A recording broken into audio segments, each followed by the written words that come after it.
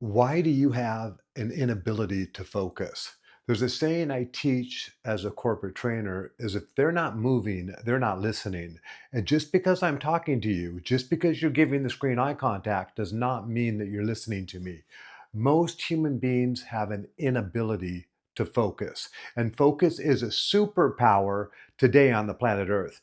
Because if you can focus, you are now different than most human beings, but you're also cloaked because they're not going to know that you have the ability to focus. Now, the better you can focus on any situation, the more effective and efficient you'll be at it. You've heard of undivided attention or divided attention. You want to have that undivided attention, that ability to really zero in. And I'm going to give you some keys into understanding in this video why we have trouble focusing, but also how to focus better. The first one I want to give you is a metaphor called super saturation. Do you think they put any science into processed food?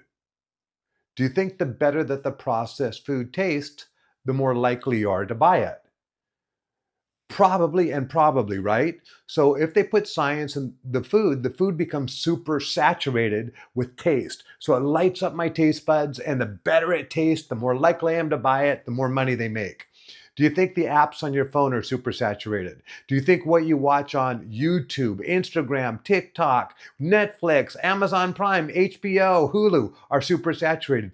Everything is super saturated and everything wants a piece of us. So our brains have an inability to focus because everything is vying for our attention. It's like we have all of these apps saying, hey, me here, hey, check this out, check out this. Every time we look at one, we get a little reward called a dopamine hit. We get this little dopamine hit as we go in this different direction.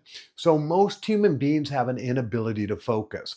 This is the thinking line and this is the listening line. So you might be listening to me right now up in the listening line, but then when you're thinking, you're missing what I'm saying. And then you go back up to the listening line, and then you come back to the thinking line. So you're in, you're out, you're in, you're out, you're in, you're out. We vacillate. All human beings do this. We're in, we're out, we're in, we're out, we're in, we're out. So when you're present, you're paying attention. When you're present, you're listening. And when you're present, you're connecting. I talk about love quite a bit in these videos. And for me, love is a creative force. But when it comes down to human beings, love is the need for connection or acceptance or trust. There's a lot of aspects to love. But when you connect with somebody, you have influence. When you don't connect with them, you don't have influence. So if you're busy thinking while somebody's sitting next to you and they're talking, you're not connecting. It's kind of like if you imagine a superhero like the Green Arrow or maybe Falcon or Hawkeye that has an arrow. When you talk to somebody, if they're not listening, it bounces right off of their face. But if you're listening, it stitches in and you start stitching with the person based upon your ability to listen. So one of the things I talk about is curiosity, which is a hack. So if I'm watching television with my wife, who do you think has control of the remote control? Her or me? If you said me, you are wrong.